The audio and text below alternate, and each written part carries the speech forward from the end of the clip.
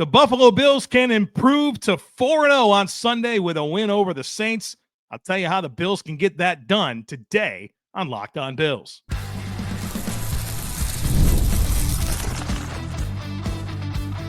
You are Locked On Bills, your daily Buffalo Bills podcast. Part of the Locked On Podcast Network, your team every day. What's up, Bills Mafia? It's Joe Marino, author of the Herd Mentality Substack, co-host of the Locked On NFL Scouting Podcast, co-host of the NFL First Read Podcast, and I'm your host of Locked On Bills. Want to thank you for making Locked On Bills your first listen every day, and a big welcome and shout out to our everydayers. You know who you are. Those of you who never miss a single episode, I appreciate y'all being here very, very much. Locked On Bills is a proud part of the Locked On Podcast Network, your team every day. Well, folks, welcome in. It's time to get fully ready for this Week 4 opponent that is in the way of the Bills improving to 4-0. So let's dive into this matchup. The Bills back at home in Week 4 to host the New Orleans Saints.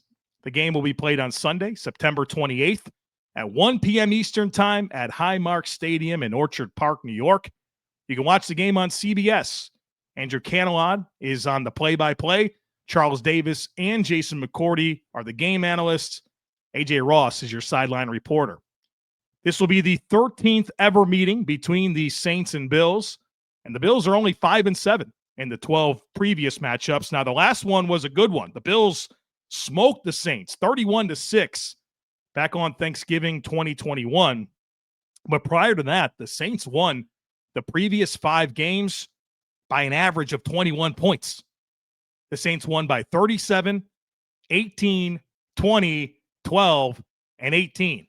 You're talking 4 out of 5 by 3 scores.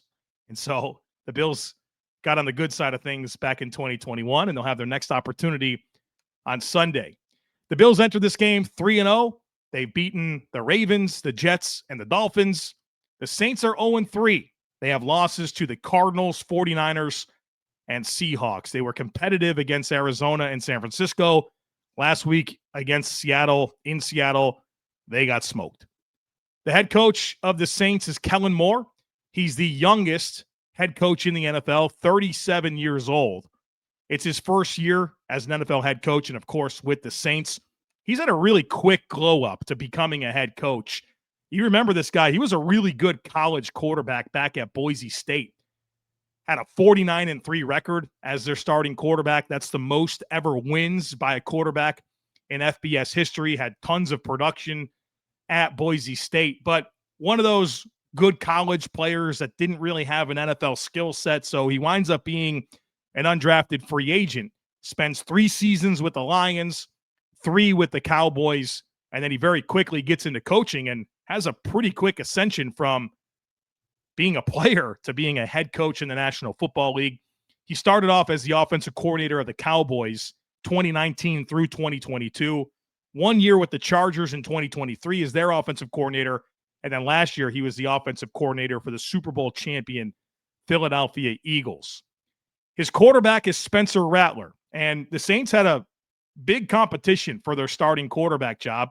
Spencer Rattler is the guy who won the job, who's a 2024 fifth-round pick out of South Carolina. And he beat out Tyler Shuck, who was a second-round pick this year.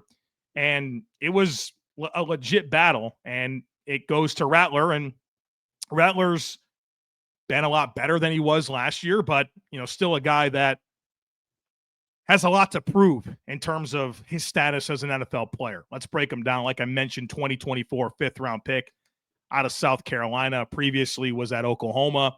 He's 6 foot, 211 pounds.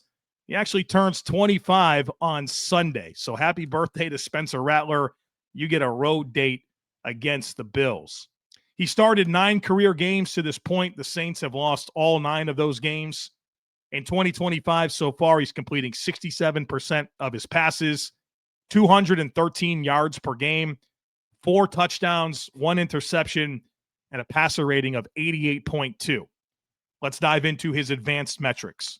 So far this year, he's 20th in expected points added per dropback at minus 0.07, Throws deep, 11% of throws. That's 15th in terms of frequency on deep throws, which are targets 20 yards or more down the field from the line of scrimmage. Spencer Rattler is 3 of 13 for 72 yards and 1 touchdown. Yards after catch accounts for 44% of his passing yards. That's 23rd in the NFL. It's a little surprising based on, some of their skill players, but also how quickly he gets the ball out of his hands and how quickly he throws to his first read. So he throws to his first read 71% of the time. That's 8th highest in the NFL. His average time to throw is 2.44 seconds. That's the 4th fastest trigger in the NFL. So throws to the first read quickly, but not a lot of yards after catch. His accuracy rate is 78% of the time he throws a catchable football. That's 8th best in the NFL. Turnover-worthy throw rate is extremely high, 5.9%. That's 31st out of 32 quarterbacks in the NFL, but he's only got 1 interception, so he's been getting away with some throws. Drop rate is pretty high, 5.9% of his throws are dropped. That's 20th in the NFL. He faces pressure on 33% of dropbacks. That's 9th best in the NFL. Again, keep in mind, he's getting that ball out quick, which helps that pressure rate. They run play action on 24% of his dropbacks, which is 21st in the NFL. And he runs screens 11% of times, which is 10th in the NFL. So you've seen a lot of growth from Spencer Rattler, and I really go back to the growth that he showed from his time at Oklahoma to his time at South Carolina. This guy was, at one point, the guy, right? Like a high recruit, goes to Oklahoma. You're expecting him to maybe be like a high first-round pick. And then he never really validates that, and he winds up transferring to South Carolina, which I applaud him. I think that was a great situation for him to step into and put himself in a position to prepare himself for the next level, kind of get away from that region of the country. He's an Arizona kid. He goes to Oklahoma, and I think he benefited a lot from going to South Carolina. And, he's got a big arm. There's no question. You're going to watch Spencer Rattler. The guy's got a hose. There's no doubt about it. There's a lot of other components of his game that needs to catch up. One thing that really stands out to me, feels like every time I watch Spencer Rattler, is that he's got some athletic arrogance about him. And what I mean by that is he thinks he's capable of doing some things athletically with movement that are not really in his wheelhouse, and it gets him in trouble. Now, I will say that has improved a lot, but you'll still see it from time to time where you're like, buddy, that's not in your bag. You don't need to try that. But he's got a big arm, but he doesn't necessarily have the athleticism or size to do a lot of the things off script that I think he wants to do. But there's no denying that this guy has a big-time arm to drive the football all over the yard. All right, we're going to talk more about this Saints offense and the personnel and my keys for the Bills defense against the Saints offense here on the other side of it. So, folks, be sure to stick with me. This episode is brought to you by Square. Your favorite neighborhood spots run on Square. Certain businesses truly make the neighborhood feel like home, whether it's the local sports bar packed on game days, the coffee shop that knows your order by heart, or the corner deli that's been serving your community for decades. These are the places that bring people together. When neighborhood businesses thrive, the entire neighborhood thrives. Spending money there doesn't just support the business, it supports the people behind it and the community around it. Those local spots are what make the neighborhood feel like home, and so many of them run on Square. Square is a proud partner of more than 4 million neighborhood businesses around the world. You can go to square.com/go/LockedOnNFL to learn more. But before you do, go support your favorite neighborhood spot. You'll be happy you did. Square, see you in the neighborhood. It's almost the weekend, folks. Time to look back and crown this week's MVP on Who Delivered, powered by DoorDash. Just like you can win every Saturday with DoorDash streaks, saving more every time you order, these players delivered when it mattered most. Let's break it down. And for the Buffalo Bills, it's Terrell Bernard. He delivered in a big way. He intercepted that pass against Tua Tagovailoa with just over 3 minutes left in the game. The Dolphins are threatening to score and tie it up. Terrell Bernard had other plans, came away with the big interception, and when the pressure was on, Terrell Bernard came through. No hesitation, no delay. And just like Terrell Bernard delivered for the Buffalo Bills, DoorDash delivers your Saturdays. With DoorDash streaks, you save every Saturday you order. Stack it up all season, and you can save up to $250, including $100 in DoorDash credits. Order this Saturday. Keep the streak alive. Fuel your game day only with DoorDash. Terms apply. Promo period through November 18th. All right, folks, the offensive coordinator for the New Orleans Saints is Doug Nussmeier, 54 years old. It's his first season with the Saints and as an NFL offensive coordinator. Kellen Moore is the play caller for the Saints. Nussmeier has been his quarterback's coach. So throughout his time as an OC in Dallas with the Chargers and the Eagles, Nussmeier was the quarterback's coach. And now he's the offensive coordinator, but not in a play caller role. So far, this Saints offense is scoring 16 points per game. That's 29th in the NFL. They pass it 62% of the time. They run it 38% of the time. That's 9th in pass frequency, 24th in run frequency. They're 22nd in EPA per play on offense overall, 24th per pass, 19th in EPA per rush. Third down conversion rate is 35%. That's 26th in the NFL. And they're 50% in the red zone, 5 out of 10 so far this year. That's 19th in terms of percentage. Let's talk about their personnel at wide receiver. They've got some speed, no doubt about it. Chris Olave, big-time speed threat, can win down the field vertically. Rashid Shaheed is their number 2 receiver. He's explosive, whether that's getting vertical and catching passes down the field, but also dynamic with the ball in his hands. He's an unbelievably good punt returner. He's very potent. They have Brandon Cooks, and, Brandon Cooks has had a long career. He's been a good player. We're talking late stage Brandon Cooks, no longer the guy that, could be a explosive 1,000-yard receiver, right? This is late stage Brandon Cooks, but he's their number 3. And they also had Devon Vele, who's a big power slot, was with the Broncos last year, and then they traded for him. They gave up a decent pick just ahead of the season for him to come in and be a power slot for this offense. But the number 1 guy here is Chris Olave when it comes to the wide receivers. At tight end, they've got a pretty good receiving tight end in Juwan Johnson, good young player. He's a big part of their offense, number 2 in targets so far. And his running mate is Jack Stoll, who's your classic backup tight end that is capable across the board, but not dynamic in any one area, but a veteran in the league. The running back is Alvin Kamara. He's a good player. He's been one of the premier running backs in the NFL. You won't really look at Alvin Kamara's career running the football and be overly impressed. In fact, he's never had 1,000 yards rushing, and his yards per carry is not overly good, but it's the ability that he has to catch the football as well. That makes him a multi-dimensional player. It's really good contact balance. He runs hard. He's been on bad offenses now for several years, but he's still a very potent running back. And his backup is Kendre Miller, a young player that was completely out of favor with the previous regime. He now has the opportunity to be the number 2 back with the Saints. When it comes to their carries, so far this year, Alvin Kamara has 50, Kendre Miller 17, Spencer Rattler 10. So this is very much Alvin Kamara, sometimes Kendre Miller, and then you'll get some scrambles from Spencer Rattler. When it comes to target distribution, Chris Olave, number 1 in targets with 37. Then it's the tight end Juwan Johnson at 28. Rashid Shaheed has 20 targets. Then it's Brandon Cooks with 11, Alvin Kamara with 10. So it's very clear who their core playmakers are for this offense.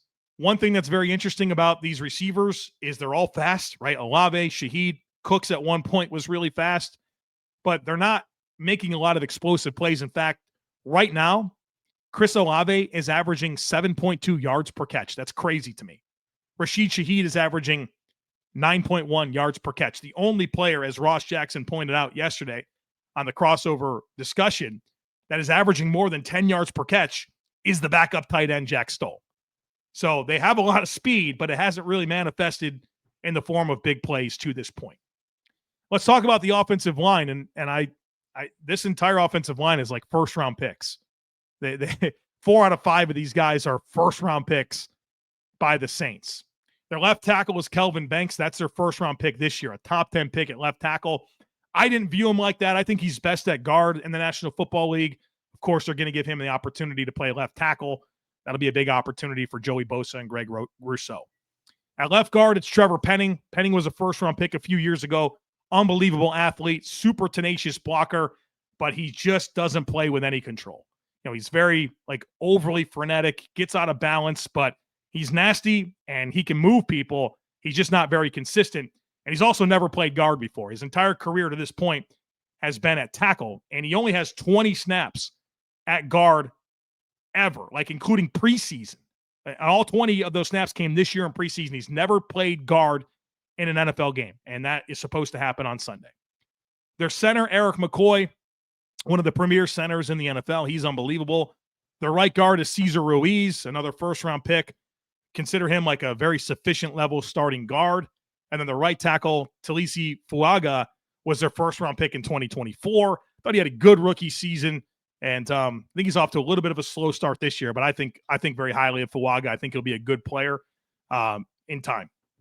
So a talented offensive line, but a lot of questions with, Banks and, is he really a tackle? Can Penning really play guard? And then Fuaga maturing at right tackle. I think you're pretty sure of what you have in McCoy and Ruiz at center and right guard. So what are my keys for the Bills defense against this offense? Number one, you have to win matchups against these offensive tackles. Fuaga banged up last week. Looks like he's on track to play this week. Banks is a rookie in his fourth start. Joey Bosa, Greg Rousseau, you got to eat. You got to eat these guys up. That should be a matchup advantage for the Bills. Number two is, I think this is a big spot for the young defensive tackles, Deion Walker and TJ Sanders.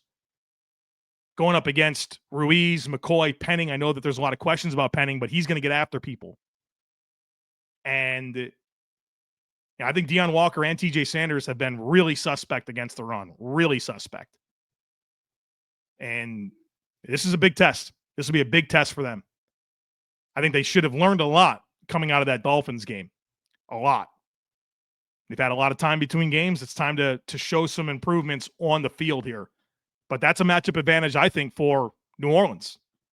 I think Daquan Jones will certainly hold his own, but the combination of whoever, it's Sanders, Walker, and then is it Logue again? Is it Jordan Phillips? Somebody will get that opportunity. Maybe it's Phi Mathis off the practice squad, but the non-Daquan Jones defensive tackles, got a big opportunity here to show some improvement against a matchup that I think favors the Saints when it comes to the interior offensive line of the Saints versus the interior defensive line of the Bills. Number three is you have to make Spencer Rattler work. When he gets the ball out in under 2.5 seconds, he's 11th in EPA per dropback. When he holds onto the ball for over 2.5 seconds, he's 27th in EPA per dropback. You have to make him work. Obviously he wants to go to his first read and get the ball out of his hands. Take it away. Make him work. Make him extend plays. Make him believe he's the athlete that he's not. Got to make Spencer Rattler work. Number four is Alvin Kamara. This is a multi-dimensional back, one of the better running backs in the entire NFL. He's tough to tackle, really good contact balance. And I think there's some opportunities that the Saints offensive line can have against the Bills with a good back in Kamara. And you got to be able to take that away. You got to be able to deal with Alvin Kamara. And then lastly, you got to be ready for tempo. The Saints are the fastest offense in the league in terms of least amount of time between plays. They run tempo at the highest rate of any team. So that's risky if you're not converting third downs and you're putting your defense back on the field very, very quickly. They haven't been a very efficient offense, but they want to run tempo, and you got to be ready for it. That's a new challenge this week. So, you saw against, which game was against Baltimore in week 1? Baltimore kind of quick snapped the Bills a little bit. The Bills like to communicate. You got to be quick on that stuff this week. You don't want to be caught out of position. You don't want to have Terrell Bernard talking to Taron Johnson, the ball's being snapped like we saw 5 times against the Baltimore Ravens. So get ready for tempo, get lined up, play the game. All right, coming up next, the Saints defense against this Bills offense. We'll break it all down and what the Bills need to do to be successful, including a very questionable coverage concept that New Orleans lives in.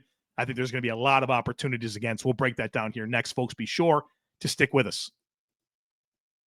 Mazda crafts cars for those who do more than simply move. Mazda delivers confidence with every ride, with more IIHS top safety pick awards than anyone else.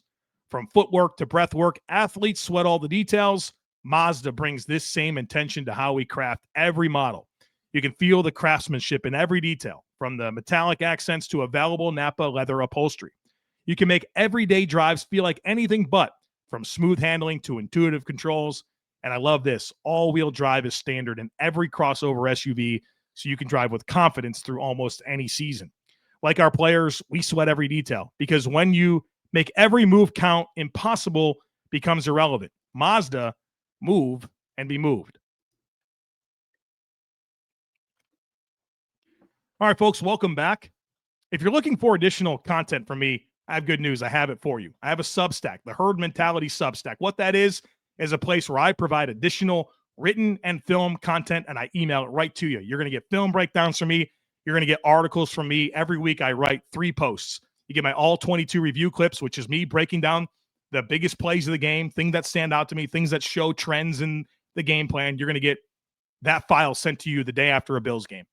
You're also going to get Josh Allen Weekly, which I love. I track Josh Allen in 76 different data points, and I compare it to the other 32 starters in the NFL, and I break it all down. We add context. If you want to know about, what coverages Josh Allen's facing and how he's attacking them and the play action rate, the screen rate, the success, all of it happens in Josh Allen Weekly.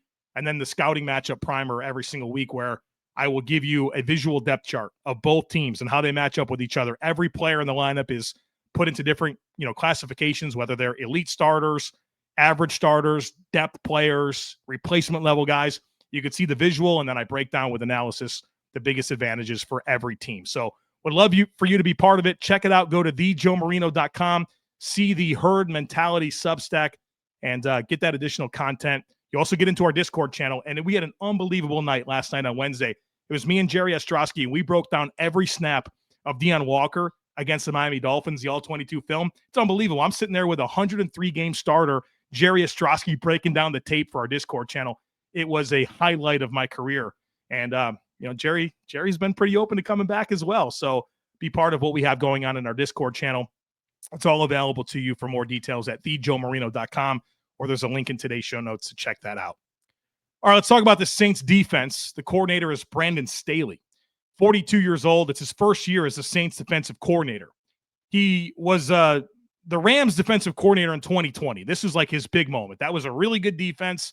And then that one season with the Rams made him the head coach with the Chargers from 2021 through 2023. And boy, he was over his head, right? That was a disaster with the Chargers. And then he gets the opportunity to be the assistant head coach for the 49ers last year, and he's back in a DC role with the Saints this year. So far, this defense has given up 30 points per game. That's 25th in the NFL. They're 26th in defensive EPA per play, 29th in EPA per pass, 10th in EPA per rush. They allow third down conversions 56% of the time. That's 26th in the NFL. So if you think the Bills are bad on third down defense, this is even worse. I think the Bills are at 43% allowed, and the Saints are at 56%. And the red zone defense has been terrible as well. 80% allowing touchdowns in the red zone. Opponents have scored touchdowns on 8 of 10 trips to the red zone against the Saints. That's 29th in the NFL.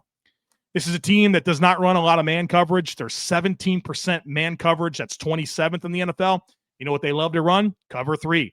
They run the third highest rate of cover 3 in the NFL. We'll talk about that here in just a moment. Middle of the pack blitz team. They're 27% when it comes to blitz rate. That's 16th in the NFL in terms of frequency. Let's talk about their personnel. At defensive tackle, Devon Godchow is their nose tackle. And he was in the AFC East for like a million years. Was with the Dolphins, then the Patriots. He's not a big nose tackle, but he's pretty stout against the run.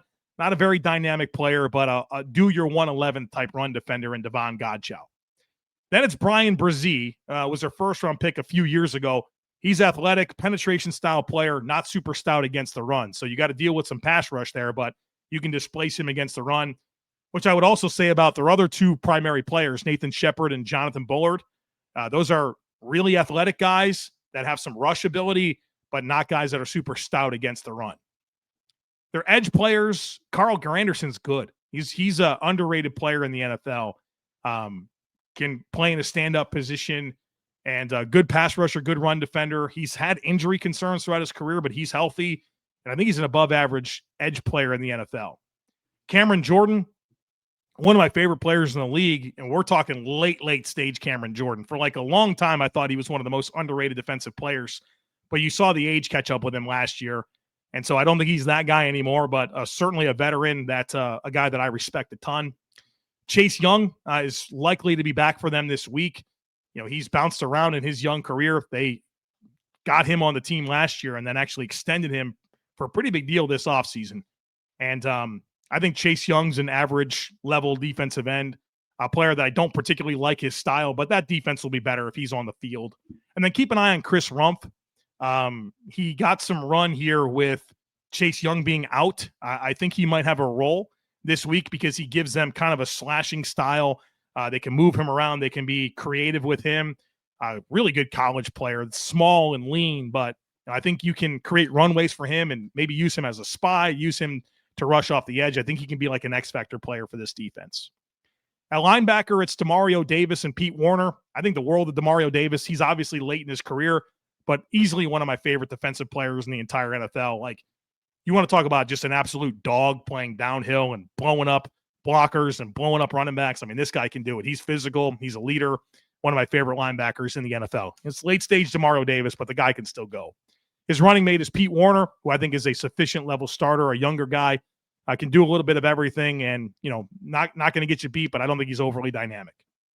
At corner, I'm interested to see what they do here. Kool-Aid McKinstry, young player that I like out of Alabama, second year. He's been really up and down. He's certainly given up his share of plays, but I think he's pretty talented. And then Quincy Riley, one of the draft picks this year, got some opportunity last week against Seattle. I thought he played well. He's a player that I liked coming out of college. He's got really, really good ball skills. And the player that would be in the way of him being on the field is Isaac Yiadom. And Isaac Yiadom, to me, is like your classic cornerback 3. And so I do think there's a good chance that they lean more into Quincy Riley this week, who I think has more of a ceiling than Isaac Yiadom. And then Alante Taylor is the other player here, where he's their primary slot player, but he'll also play out wide. So when they're in base, he'll go out wide. And when they want to go sub and put, more DBs on the field, he'll kick inside to the slot. So they might play 4 different corners. But I think there's a lot of opportunity. They're all young, or you have Isaac Yiadom, who's just like a depth player. So plenty of opportunities here to go after some corners. At safety, they signed Justin Reed, a longtime starter with the Chiefs, prior to that with the Texans. I think he's a quality starting safety in the NFL. His running mate is a rookie, Jonas Sanker. I like Jonas Sanker, but he's a mid-round pick that is starting his 4th, in week 4 of the NFL. And so with a lot of other young players in the secondary. So I think he'll be good in time, but hopefully that time is not this week. What are the keys for the Bills' offense against this defense? Number 1 is your offensive line should dominate. The Saints are like bottom of the league in terms of pressure rate this year, and I don't think much of these players as stout run defending type guys. I think Godchow is pretty good. Cam Jordan, okay, late stage Cam Jordan. I like Demario Davis downhill, but there's not enough other pieces to this run defense equation that I think is very stout. And I think the Bills should have a lot of opportunities to pound the rock. So your offensive line should dominate, whether it's in pass pro or running the football. Number 2, I talked about this a minute ago. This is a team that loves to run cover 3. It's the 3rd highest rate in the NFL of cover 3. And cover 3 is vulnerable in the seams, in the flats, and with mesh concepts. Those are things the Bills do pretty well. And I think there could be some opportunities this week for your middle of the field guys like a Shakir Kincaid working that seam, maybe some Dawson Knox, getting the running backs going into the flats, daring them to come up and make some tackles. But we know the Bills love those mesh concepts where you kind of get drags from both sides. They mesh. You try to get a rub and get guys free. I think there's going to be a lot of opportunities against this defense, unless they play differently, which they might. The Bills get a little bit different looks from everybody based on how unique their offense is. But you have some really good passing opportunities against structurally how they like to play defense against a unit that hasn't really gotten any pass rush. And then lastly, be you. This is a Saints defense that I don't think presents a lot of matchup issues. So be you. Be that 2-dimensional offense that's going to pound the rock, that's going to make plays in the passing game, spread the ball around. I don't think there's a single player that they're equipped to take away. Not that it would matter, right? That's the whole point of the everybody eats mentality. Get yourself one of these shirts. Everybody eats, by the way, djoemarino.com. We got a cool merch shop there as well. So spread the ball around. Everything should be on the menu. Everything should be on the menu. So go be you, be confident, execute, score points, get out of this thing 4-0. Let's talk special teams real quick. Their kicker is Blake Grupe. I might have sent his last name wrong. It's Grupe. My apologies to him and his family if I said his name wrong. It's his third season as an NFL kicker.